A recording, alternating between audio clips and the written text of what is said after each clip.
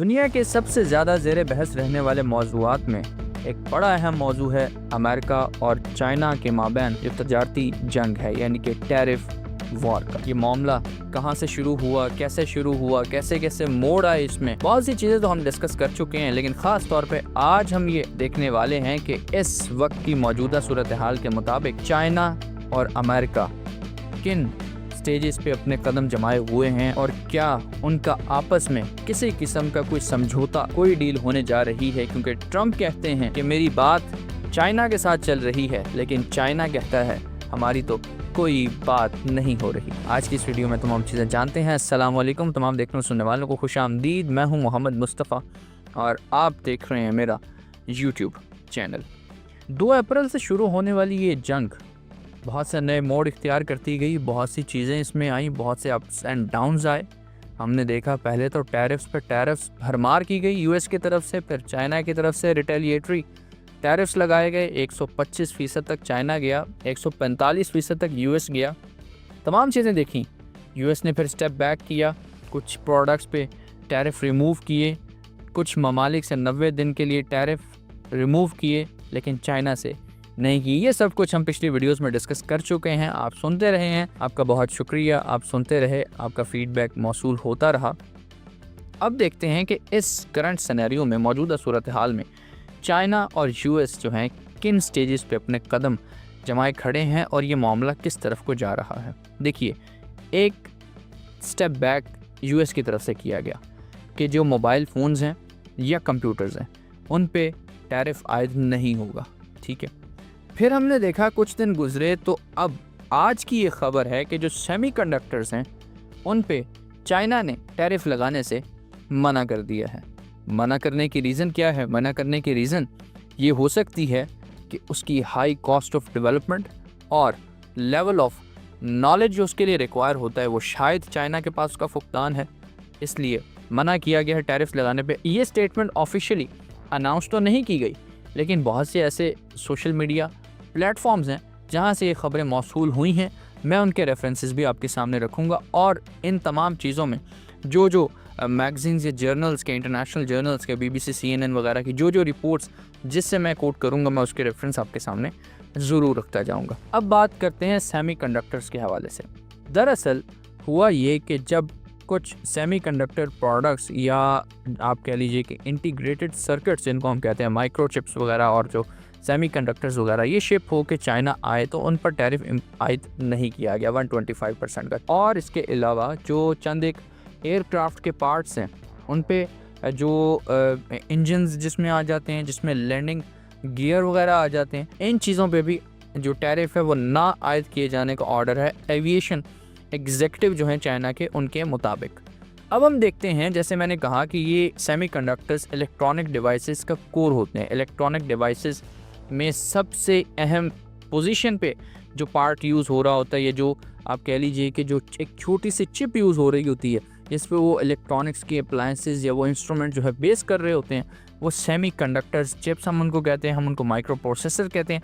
ये तमाम चीज़ें जो हैं ये अमेरिका इसमें एक्सपर्टीज़ रखता है। और हमने ये देखा कि चाइना जो है वो चिप्स को इंपोर्ट करने या जो चिप्स बनाने वाले इक्विपमेंट हैं उनको इंपोर्ट करने के लिए बहुत ज़्यादा उसका इन्हसार है यूनाइटेड स्टेट्स पे, ताइवान पे, साउथ कोरिया पे, जापान पे, नीदरलैंड्स पे। और अगर मैं यहाँ पे एक फैक्ट रख दूँ आपके सामने, एक फिगर कोट कर दूँ तो 11.7 बिलियन डॉलर की वर्थ की जो सेमीकंडक्टर्स हैं वो इंपोर्ट किए चाइना ने पिछले साल यूएस से, ठीक है। अब आगे चलते हैं। चाइनीज़ अथॉरिटीज़ ने ये खबर अभी तक इसको पब्लिकली अनाउंस नहीं किया, लेकिन कुछ डिपार्टमेंट्स की तरफ से ये चीज़ें सामने आ रही हैं कि ये टैरिफ जो हैं वो एग्जेम्प्ट कर दिए गए हैं। इस तमाम मामले में जो चिप्स ख़ास तौर पे बड़ी इंपॉर्टेंट हैं, जिनमें एनवीडिया हम देखते हैं। एनवीडिया है क्या? दरअसल वो समझ लीजिए कि ये एक तरह के GPUs होते हैं, जो ग्राफिक प्रोसेसिंग यूनिट्स जिनको कहा जाता है। और ये जितना भी आपका AI इस वक्त हम यूज़ कर रहे हैं, जो पूरी दुनिया इस्तेमाल कर रही है, उनमें जिस चीज़ पे AI आप कह लीजिए कि प्रोसेस हो रहा होता है, बेस हो रहा होता है, वो GPUs होते हैं। और हम ये ग्राफिक्स का काम देख लें, गेमिंग्स का काम देख लें, प्रोडक्शंस का काम देख लें, आप IT सेक्टर में एक बहुत बड़ा पोर्शन ऐसा है जो GPUs पे बेस कर रहा होता है। और उनमें एनवीडिया जो है वो टॉप ऑफ द रैंक है, ठीक है, यानी कि ताज जो है वो बहरहाल उसी के सर है। इसके इसी तरह के और भी कुछ कंपनीज़ हैं जो ये चिप्स बनाती हैं, ये चिप्स इनको कहा जाता है। तो इसके हवाले से बात करेंगे, लेकिन जायंट जो है इसमें आप समझ लीजिए कि एनवीडिया है। और इसके इस हवाले से मैं आपको आगे चल के कुछ चीज़ें मज़ीद जो हैं बताता हूँ। अब इस मंथ जब टैरिफ लगाए गए तो उसमें हुआ क्या कि ताइवान से आने वाली और वहाँ पे बनने वाली जो एनवीडिया की प्रोडक्ट्स हैं, एनवीडिया जैसे मैं बता चुका हूँ कि एक जायंट है एआई चिप्स का, वो जब चाइना आई तो उन पे जो है वो टैरिफ नहीं लगाए गए। और इसका मतलब ये है कि जो अमेरिकन चिप्स डिज़ाइन होती हैं, ख्वाह वो एनवीडिया करे, ख्वाह वो क्वालकॉम करे, कोई जो भी कर रहा है, अमेरिकन चिप्स जहाँ पे बन रही हैं, मैन्युफैक्चर हो रही हैं, यानी कि यूएस के अलावा दूसरे ममालिक में वो जो हैं उस पर जो टैरिफ है वो आयद करने से रोका गया है, ठीक है। ये इसमें अब इसमें एक शेंजन एचजेट सप्लाई चेन ने लिखा एक पोस्ट में, जहाँ से ये बात फिर हमारे सामने आई और फिर उभरनी शुरू हुई और फिर लोगों के दरमियान ये बात जो है वो गर्दिश करने लगी। उन्होंने लिखा कि fantastic news, we have received a new notice from China customs stating that 8 tariff codes related to semiconductors integrated circuits are now exempt from additional tariffs on US imports.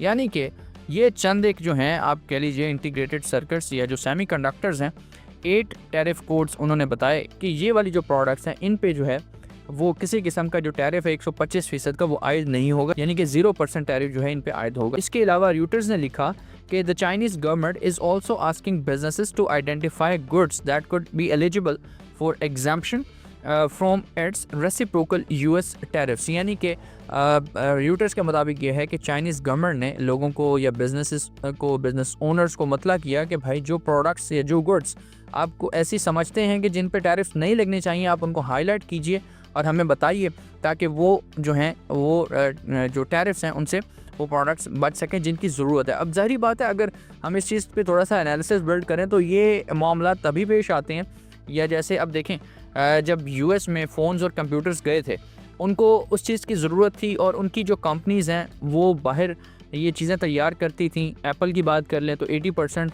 तकरीबन जो अमेरिका में एप्पल आईफोन कंज्यूम होता है वो China से बन के जाता है। अब ज़ाहिरी बात है, अगर वो इतनी बड़ी मार्केट है वहाँ पे और वो ज़रूरत भी है और वो अमेरिकन कंपनी है, तो फिर ज़ाहिरी बात है उन्होंने तो उसको इंपोर्ट करना ही करना है, क्योंकि वहाँ पे तो एक अगर वो नहीं करते या टैरिफ लगा के करते हैं तो वो तो बहुत ज़्यादा प्रेशर बिल्डअप होने वाला है, तो उसका टैरिफ तो उन्होंने ख़त्म करना ही करना है। इसी तरह चाइनीज़ साइड पे भी हमें ये चीज़ देखने को मिल रही है कि जो चीज़ हमारी ज़रूरत है, यानी कि चाइना की ज़रूरत है, उससे जो है वो टैरिफ रिमूव करने वाला मामला ज़ेर गर्दिश है, ज़ेर गौर है।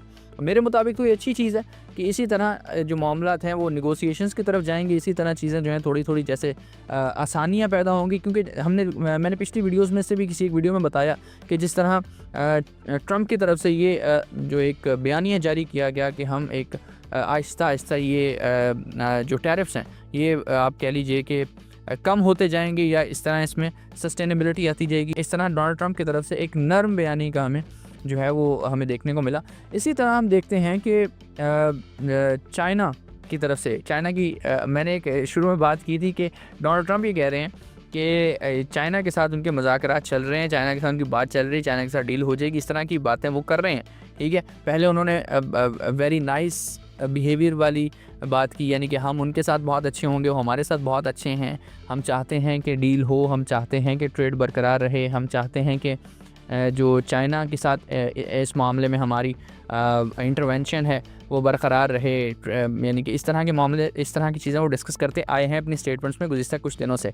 लेकिन अब की बार एक चीज़ ये सामने आई, उन्होंने कहा कि जी उनके साथ चाइना के साथ बात चल रही है मेरी, लेकिन फ़ौरन ही जो स्पोक्स पर्सन है चाइनीज़ फॉरेन मिनिस्ट्री के जियो जियानकुन, उन्होंने कहा कि there have been no negotiations between China and the United States on the issue of tariffs. The US should not mislead the public. उन्होंने साफ बयानिया क्लियर कट बात की, उन्होंने कहा कि ऐसी कोई बात नहीं है, यूएस और चाइना के दरमियान इस टैरिफ्स वाले मामले पे कोई डिस्कशन नहीं हो रही, कोई डील वाला मामला तय नहीं पा रहा, इसलिए यूएस के लिए बेहतर यही है, उसे चाहिए कि वो जो है अपनी पब्लिक में मिस इन्फॉर्मेशन जो है वो ना फैलाए और इससे बचे। तो ये तमाम चीज़ें जो हैं सामने आ रही हैं, अब देखते हैं मामलात किस तरफ जाते हैं। लेकिन एक बात यहाँ पे मैं आपके सामने रखता हूँ, वो ये कि जिस तरह से इस चीज़ का आगाज़ हुआ था 2 अप्रैल से, एक जो हाइप क्रिएट हुई थी, स्टॉक्स में भौचाल आया था, इतनी जल्दी या इतनी आप कह लीजिए कि लोगों ने पैसे जो अपने हैं अपनी अपनी जो आप कह लीजिए कि लोगों ने इन्वेस्टमेंट जो है वो अपनी अमेरिकन ट्रेजरी बॉन्ड्स और डॉलर की बजाय अपनी उनमें करनी शुरू कर दी थी, गोल्ड में करनी शुरू कर दी थी। या इवन मुझे तो कुछ चीज़ें ये भी देखने को मिली कि चाइनीज़ युआन जो है उसमें इन्वेस्टमेंट होनी शुरू हो गई है। तो भाई जब ये मामलात इतनी कशीदा गए और फिर आहिस्ता आहिस्ता ये चीज़ें जो हैं नरमी की तरफ जा रही हैं, तो इनको वेलकम करना चाहिए। एक अच्छी खुशाइंद बात है। ग्लोबल पॉलिटिक्स अपनी जगह, मामलात अपनी जगह, दुनिया में हलचल अपनी जगह, लेकिन ये चीज़ें अगर अच्छे नोट की तरफ बढ़ रही हैं तो अच्छी बात है, इसमें बुरा क्या है। बहरहाल ये तमाम अपडेट्स चीज़ें सामने आ रही हैं तो इन पे डिस्कस करते रहेंगे। फिर वक्त के लिए इतना ही। अपना बहुत ख्याल रखिए। अल्लाह हाफ़िज़।